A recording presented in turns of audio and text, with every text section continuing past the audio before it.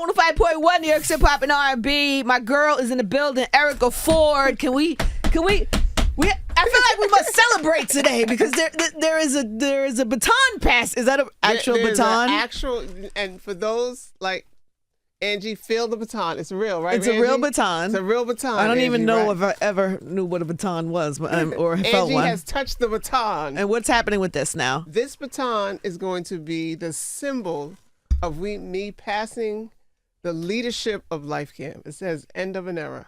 Oh, you're actually giving. This is the baton? Yes. And you're handing it to? Tiffany, Lamella, and Princess. So it says Tiffany and Princess. We're going to, we got to go back for 1 second. Erica Ford, the last time she was here, first of all, Erica Ford has been on my show many, many times throughout the years. She has done, countless work in this city and beyond to keep peace in the streets and to stop violence. And she has advocated for all types of moments, important moments. And I was thinking about it today, and that time is coming to an end because you're about to step down, pass the baton. But the last time you were here on the show, we talked about some health challenges that you were having, which has led to this moment. Yes. So I tried. So first tell me what happened after our interview last time. So after the interview, I went to Queen Afua.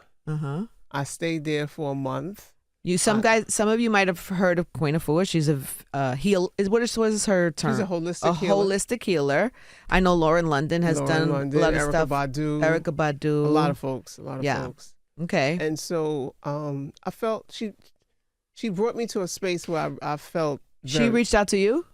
Yes, she reached out to me. Russell reached out to me, right? And so then after I left Queen Afua, and the thing that was good about Queen Afua, because I was able to be at the house of one of my original students, Tamara Simmons, who now, when you look at the tables have turned. Like I took care of her 20 years ago when she came into Life Camp, and now she was taking care of me, helping me stay alive 20 years later. When you were on the show, you were not sure health-wise. You knew something was wrong. You said you hadn't been sleeping. You said you'd lost all this weight, but you didn't know why. You had like no answers. Correct. And I was listening to the interview. That time I lost 40 pounds. Subsequently, I've lost 62 pounds. Wow.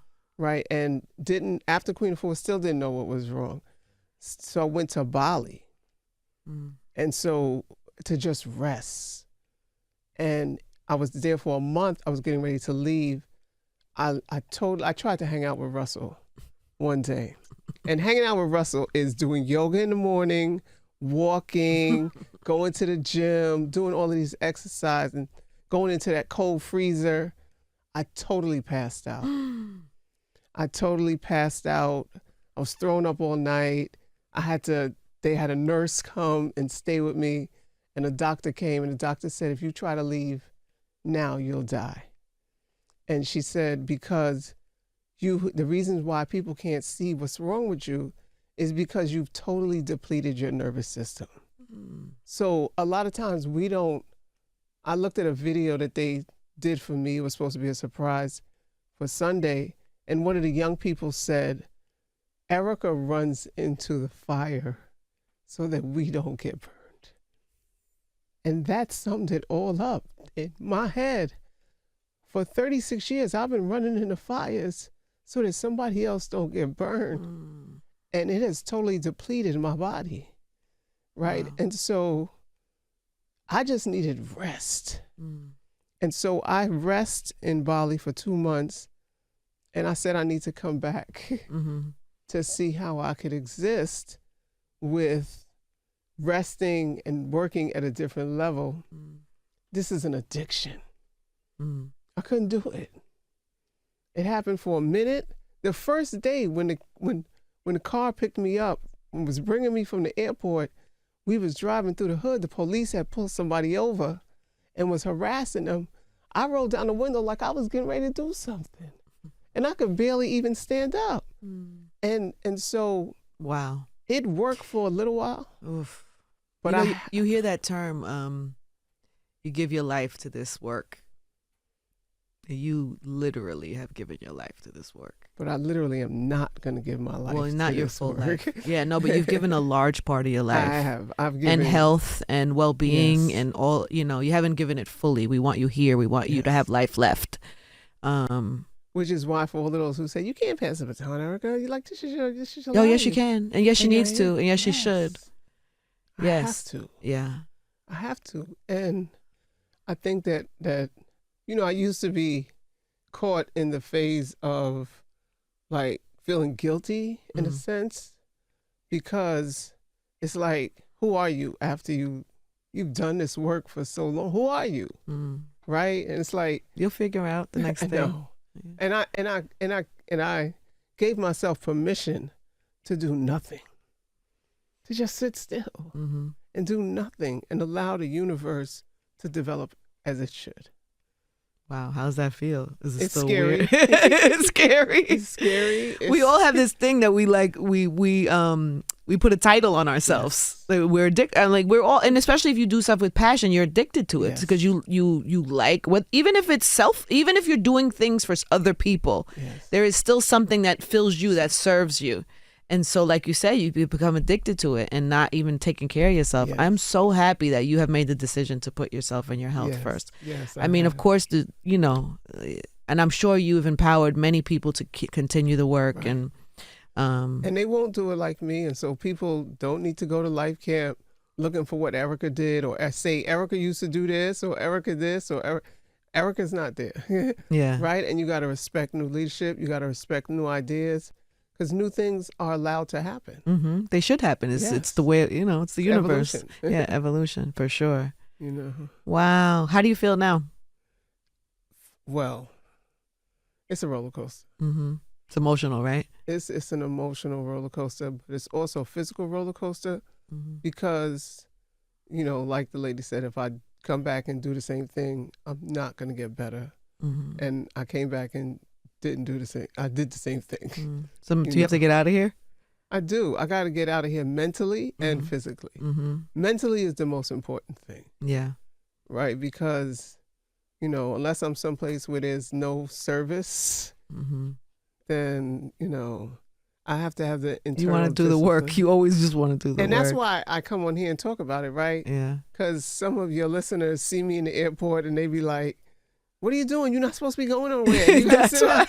Like, or they'll see me like, what are you doing? Like, I love that. And I love that you told me that happened last time from our interview. That made me so happy that people were on you. And I need that. You do. I need that. Yes. I don't have the internal discipline to do, nothing. And when I say do nothing, running the operation is a thing.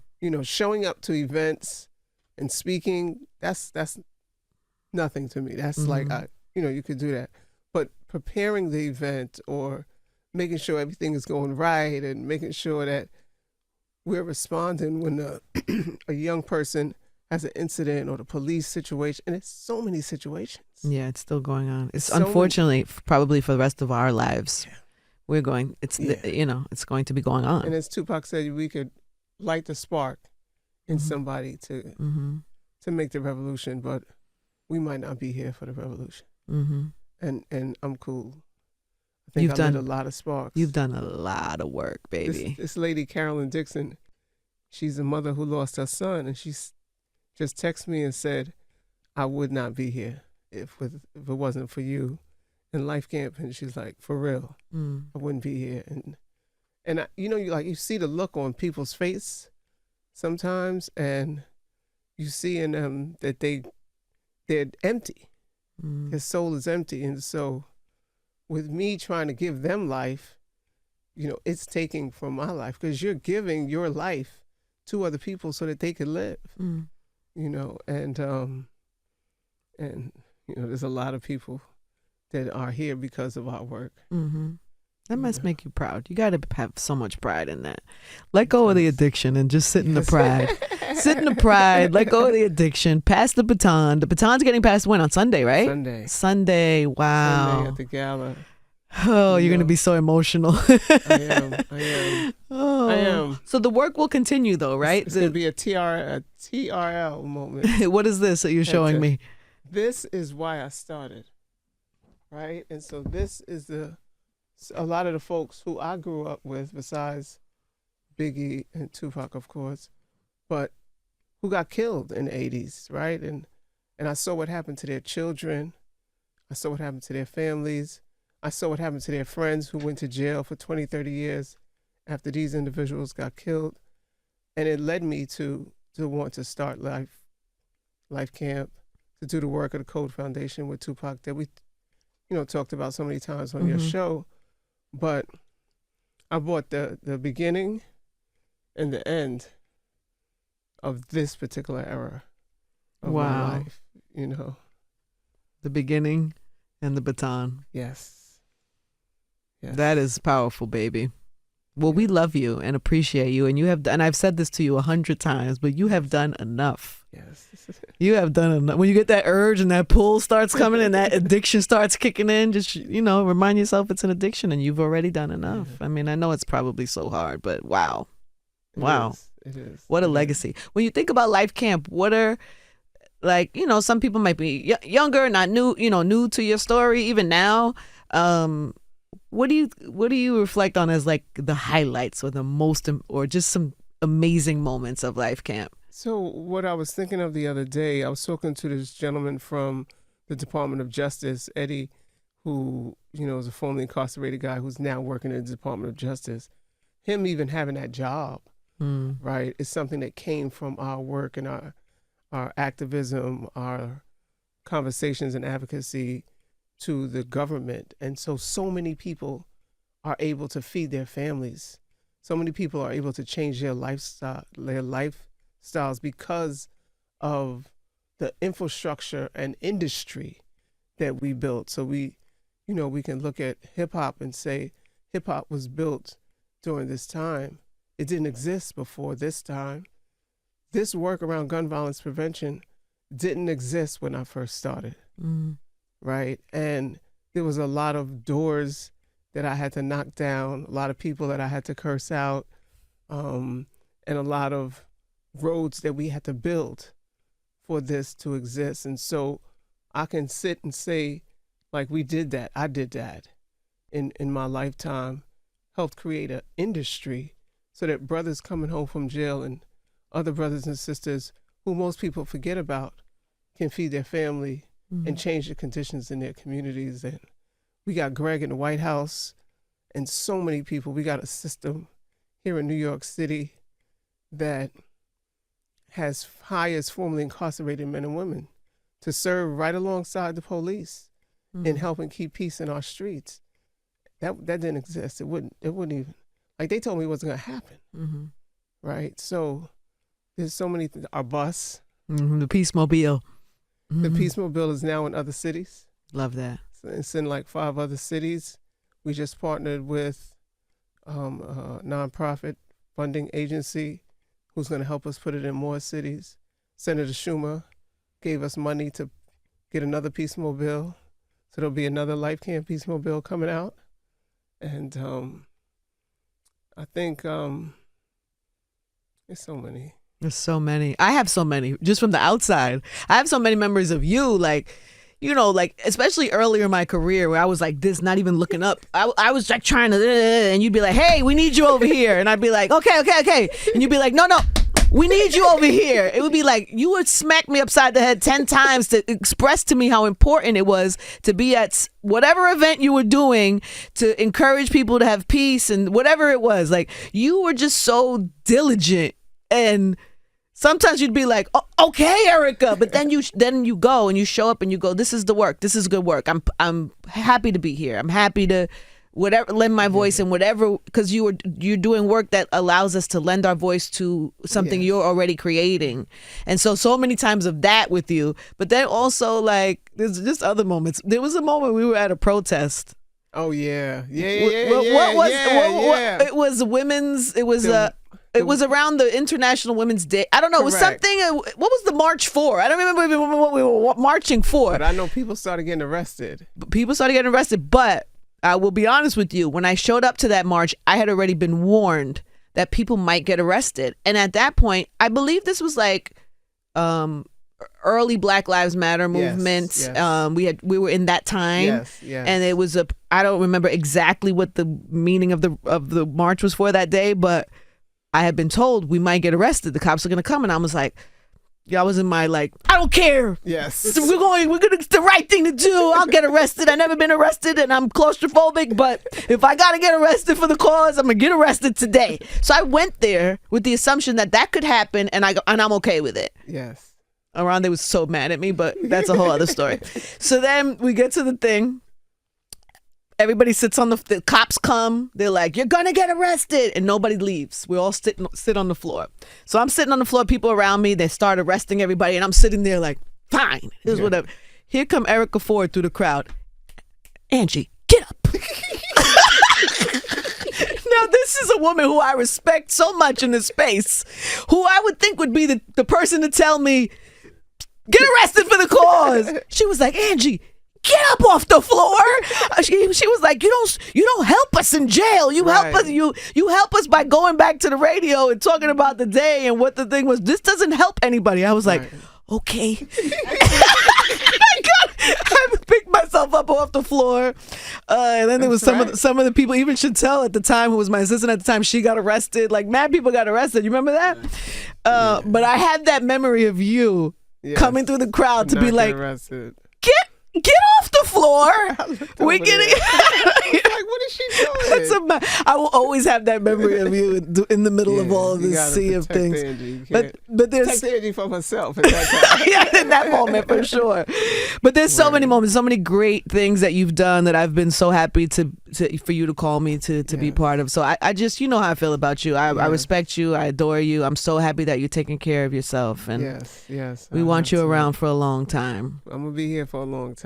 And you have planted the seed, so the work has to continue. The work will continue. And so what happens with Life Camp now, and how do we support? So we have two phenomenal co-executive directors, because it took two women to take my place. And so Tiffany Lamella and Princess Diana Lemon, they're taking over. They've already taken over. Sunday it becomes official and or ceremonial, right? And they're leading the team. They have a phenomenal street team. They have a team that works in the school, a team that works in the hospital, a team that works in the jails. And people just have to be patient with them. They have to respect their decisions and their new leadership, because it's not going to be what Erica Ford did. There's nobody like Erica Ford, like there's nobody like anybody else of us, right? And I realized, like, I was crazy. Like, the things, I look back, and the things, give me the craziest Erica Ford. Now, when you look back, you go, I was wildin'. I was wildin'. There was a couple. And I'm definitely one with a police anything, right? Me fighting the police. Because the police used to, have my picture in their thing and like, get her, because she's going to lead the war, right? Or the riot. So definitely, like, one time we were at a funeral or something. We got a call that the police were attacking folks in the hood. We jumped in my little Camaro, I think it was, or whatever, ran every light, ran up on the scene, even hit the police car as I was coming on the scene, because I guess I was going so fast, I didn't even stop. And we jumped out like, yo, what's up? And then and Stiff jumped off. We can't talk, whatever. But it got crazy. It got crazy. That's when you needed me to go, Erica, get out of get away from the police car. Exactly. That's when you needed somebody to do that to you. But we were able to diffuse the situation. Wow. From them, the brawl that was happening at the development. It's been, we've interrupted so many brawls, like those brawls interrupting, because, people, you would think, like, they used to have real brawls with the police. Yeah. Real brawls, like, and, we had a mediation between the young people and the police, and they set up a way that they would show up and exist in the community together.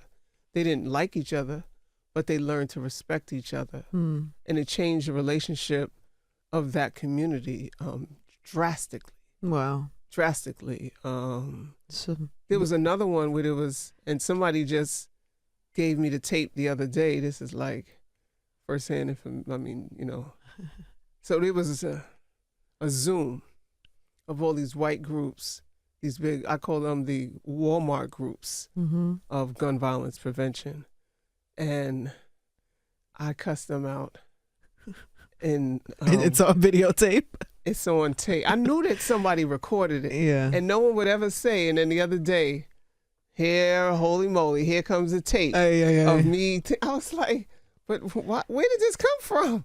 But I imagine that you stand by everything that you said on that call. I do stand by everything that I said.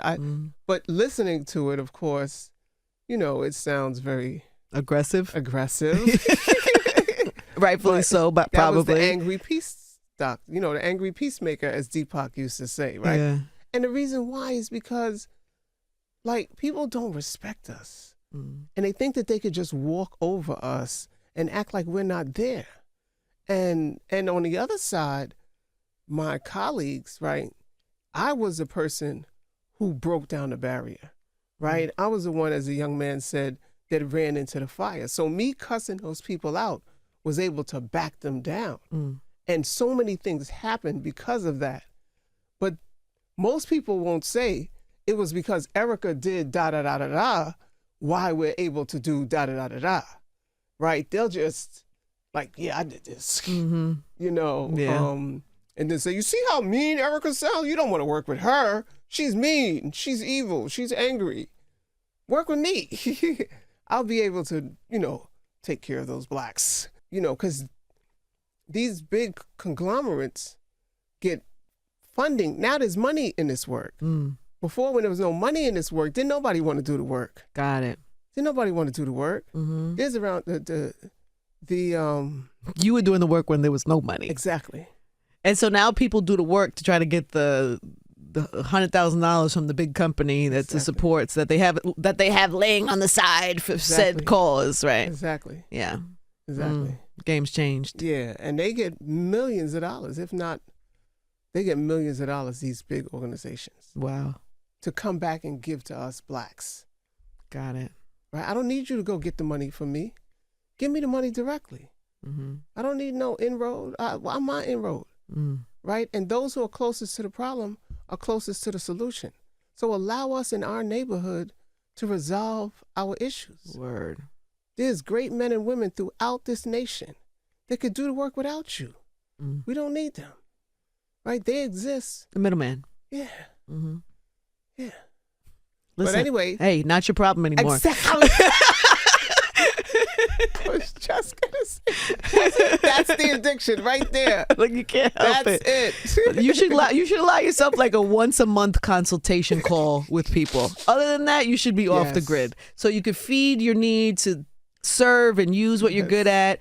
Once a month, a calm little consultation call, and then that's it. Yes. If I see you on the sidelines or at protesting or at any crazy event that you have no business at, I'm gonna be the one that shows up and be like, get off the floor, Erica. I wasn't gonna go to Fat Joe's thing at the Apollo because I said it was gonna be too many people. It's gonna be too hectic. It was good though, right? Breathe. I told the folks who I was with, I said, see, this is what I need. Because I feel free, you could scream and yell. It was just so fun. It took me back to, the old school hip hop days. There was a vibe in there. It was a vibe in there. And I was like, this is what I'm going to be doing. When y'all can't find me, I'm going to be at a concert somewhere. Good for I'm going to be you. at a football game, a basketball game.